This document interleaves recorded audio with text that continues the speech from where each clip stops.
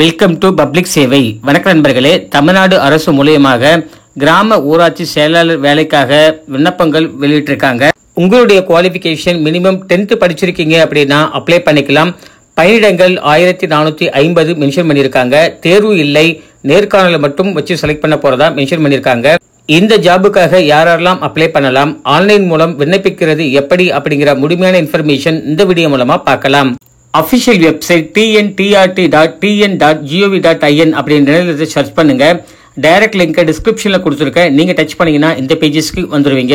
உங்களுடைய மாவட்டத்தில் காலி பணியிடங்கள் எவ்வளவு கொடுத்துருக்காங்க அப்படிங்கறத செக் பண்ணணும். அப்படின்னா மாவட்ட வாரியாக காலி பணியிடங்கள் பார்வையிடன்னு சொல்லி கொடுத்துருப்பாங்க. அதை நீங்க டச் பண்ணீங்கன்னா உங்களுடைய மாவட்டம், அதாவது தமிழ்நாட்டில் உள்ள 37 மாவட்டத்திலுமே எவ்வளவு வேகன்சி எடுக்க போறதாகவும், ஒவ்வொரு மாவட்டத்திலும் கம்யூனிட்டி பேஸ் பண்ணி எத்தனை வேகன்ட் கொடுத்துருக்காங்க, ரிசர்வேஷன் கேட்டகரி எத்தனை இருக்கு அப்படிங்கிற முழுமையான இன்ஃபர்மேஷனை இந்த பேஜஸ்ல நீங்க பாத்துக்கலாம். அடுத்ததா அட்வர்டைஸ்மெண்ட் கொடுத்துருப்பாங்க. அதை நீங்க டச் பண்ணீங்கன்னா உங்களுடைய மாவட்டத்தில் அட்வர்டைஸ்மெண்ட், அதாவது நோட்டிபிகேஷன் கொடுத்துட்டாங்களா இல்லையா அப்படின்னு தெரிஞ்சுக்கிட்டு அதுக்கப்புறம் நீங்க ஆன்லைன்ல அப்ளை பண்ணிக்கலாம். ஆன்லைன்ல எப்படி அப்ளை பண்ணலாம் அப்படிங்கிற இன்ஃபர்மேஷனை பத்தி பார்க்கலாம். கீழே ஸ்க்ரால் டவுன் பண்ணீங்கன்னா அப்ளை, அதுக்கு அடுத்ததா டவுன்லோட் யூசர் கைடுன்னு கொடுத்துருப்பாங்க. நீங்கள் எந்த மாதிரியான மெத்தடில் அப்ளை பண்ணணும் அப்படின்றது டவுன்லோட் யூசர் கைடை பார்த்து நீங்கள் அப்ளை பண்ணுறதா பண்ணலாம். அல்லது நீங்கள் அப்ளை அப்படிங்கிறத நீங்கள் கிளிக் பண்ணுங்கள். கிளிக் பண்ணிங்கன்னா இந்த மாதிரியான ஃபார்ம் ஒன்று ஓப்பன் ஆகும். ஃபர்ஸ்ட்டு உங்களுடைய மாவட்டம், எந்த மாவட்டத்தில் நீங்கள் அப்ளை பண்ண போகிறீங்களோ அதை செலக்ட் பண்ணிக்கோங்க. அதுக்கு அடுத்ததாக உங்களுடைய கம்யூனிட்டி என்னவோ அந்த கம்யூனிட்டியை செலக்ட் பண்ணிக்கோங்க. அடுத்ததா காலி இட ஒதுக்கீடு வகை அப்படின்னு சொல்லி கொடுத்துருப்பாங்க. அதாவது நீங்கள் ரிசர்வேஷனில் கேட்குறீங்க அப்படின்னா என்ன அப்படின்ற விஷயம் நீங்கள் கொடுக்கணும். பிற்படுத்த வகுப்பு பொது பிரிவினர் இருக்கீங்கன்னா ஸோ அதை செலக்ட் பண்ணிக்கலாம். இல்லை நீங்கள் முன்னாள் ராணுவ வீரர் அல்லது தமிழ் வழியில் நீங்கள் படிச்சிருக்கீங்கன்னா அதுக்கு அடுத்ததாக அந்த மாதிரி ஆப்ஷன்ஸில் நீங்கள் செலக்ட் பண்ணிக்கலாம். நீங்கள் முன்னுரிமை என்ன கேட்குறீங்களோ ஸோ அந்த ஆப்ஷன்ஸ்க்காக கொடுத்துருக்காங்க. அதுக்கு அடுத்ததாக விண்ணப்பதாரர் பெயர் எழுதிக்கோங்க. இனிஷியல் எழுதிட்டு அதுக்கு அடுத்ததாக பெயர் நேம் எழுதிக்கோங்க. தந்தை பெயர் எழுதிக்கோங்க. இனிஷியல் ப்ளஸ் அதுக்கு அடுத்ததாக நீங்கள் பெயர் எழுதணும்.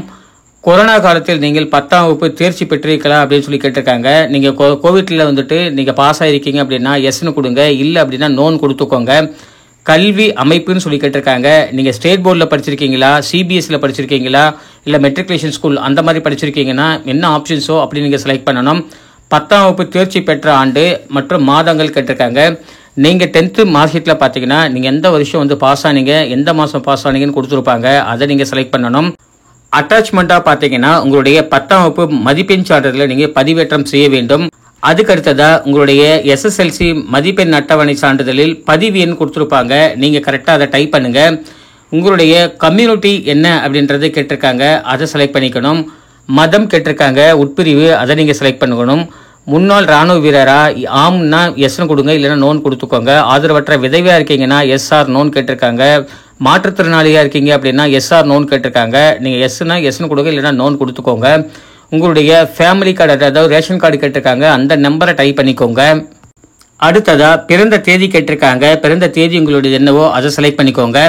சொந்த மாவட்டம், உங்களுடைய சொந்த மாவட்டம் என்ன நேட்டிவ் அதை நீங்கள் செலக்ட் பண்ணணும். உங்களுடைய மொபைல் நம்பர் கேட்டிருக்காங்க. இமெயில் ஐடி கேட்டிருக்காங்க. அதுக்கு அடுத்ததா 9ஆம் வகுப்பு முதல் 8ஆம் வகுப்பு வரையும் தமிழ் வழியில் நீங்கள் படிச்சு வரா அப்படின்னு கேட்டிருக்காங்க. நீங்கள் தமிழ் வழியில் படிச்சிருக்கீங்க அப்படின்னா எஸ்ன்னு கொடுங்க, இல்லைன்னா நோன் கொடுத்துக்கோங்க. அடுத்ததா கரஸ்பாண்டிங் அட்ரஸ்ன்னு சொல்லி கொடுத்துருக்காங்க. அதாவது உங்களுடைய அட்ரஸ் கேட்டிருக்காங்க. அட்ரஸை முழுசாக நீங்கள் டைப் பண்ணிக்கோங்க. அஞ்சல் குறியீடோட நீங்கள் டைப் பண்ணணும். அதுக்கு அடுத்ததா என்னென்ன டாக்குமெண்ட்ஸ் அப்லோட் பண்ணணும் அப்படின்றதுக்காக கொடுத்துருக்காங்க. உங்களுடைய கம்யூனிட்டி சர்டிஃபிகேட்டை அப்லோட் பண்ணணும். உங்களுடைய புகைப்படத்தை அப்லோட் பண்ணணும். நீங்கள் ஒரு கையெழுத்து பொருட்டு, அப்ளிகண்ட் யாரோ அவங்களுடைய கையெழுத்து பொருட்டு நீங்கள் அப்லோட் பண்ணணும். உறுதிமொழி கொடுத்துருப்பாங்க. ஒவ்வொரு உறுதிமொழியும் நீங்கள் படிச்சுட்டு நீங்கள் டிக் மார்க் கொடுத்துருப்பாங்க. 1 to 7 கொடுத்துருப்பாங்க. எல்லாமே நீங்கள் டிக் மார்க் கொடுத்துட்டு கீழே என்டர் கேப்ஷா கோடு கொடுத்துருப்பாங்க. இந்த நம்பர் நீங்கள் டைப் பண்ணிவிட்டு நெக்ஸ்ட் வேலிடேட் கொடுத்தீங்க அப்படின்னா உங்களுடைய மொபைல் நம்பருக்கு ஒரு ஓடிபி வரும்.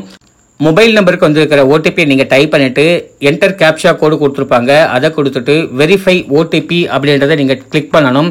கிளிக் பண்ணிங்கன்னா ஆட்டோமேட்டிக்காக உங்களுடைய கம்யூனிட்டி பேஸ் பண்ணிவிட்டு எவ்வளோ பேமெண்ட் பண்ணணும் அப்படின்றதுக்கான ஆப்ஷன்ஸ் கொடுத்துருப்பாங்க. நீங்கள் செக் பண்ணிவிட்டு அடுத்ததாக நீங்கள் ப்ரிவியூ கொடுத்துருப்பாங்க. ப்ரிவியூங்கிறது நீங்கள் ஃபில் பண்ணது எல்லாமே கரெக்டாக இருக்கா இல்லையா அப்படின்றதுக்காக நீங்கள் செக் பண்ணிவிட்டு நீங்கள் ப்ராசஸ் கொடுத்துக்கலாம். ஒருவேளை உங்களுக்கு தப்பாக இருக்குது அப்படின்னா எடிட் ஆப்ஷன் கொடுத்துட்டு நீங்கள் சேஞ்சஸ் பண்ணிக்கலாம். எல்லாமே கரெக்டாக இருக்குது அப்படின்னா ப்ராசஸ் டு பே அப்படின்னு கொடுத்தீங்கன்னா பேமெண்ட் கேட்வேக்கு போய்டும். பேமெண்ட் கேட்வேல ஆப்ஷன்ஸ் நிறைய கொடுத்துருக்காங்க. கிரெடிட் கார்டு பேஸ் பண்ணி பண்ணலாம், டெபிட் கார்டு, யூபிஐ அல்லது நெட் பேங்கிங் பேஸ் பண்ணிட்டு நீங்கள் பண்ணலாம். எந்த ஆப்ஷன்ஸ் உங்ககிட்ட அவைலபிளாக இருக்கோ ஸோ அதை கொடுத்துட்டு நீங்கள் பேமெண்ட் பண்ணிட்டீங்கன்னா ஃபுல்லாக கம்ப்ளீட் ஆகிட்ட பிறகு பேமெண்ட் ஸ்டேட்டஸில் டவுன்லோட் அப்ளிகேஷன் பிடிஎஃப்னு கொடுத்துருப்பாங்க. அதை டச் பண்ணிவிட்டு நீங்கள் டைரெக்டாக உங்களுடைய அப்ளிகேஷன் ஃபார்மை டவுன்லோட் பண்ணிக்கலாம். இந்த மாதிரியான மெத்தடில் தான் நீங்கள் ஆன்லைனில் அப்ளிகேஷன் பண்ணணும்.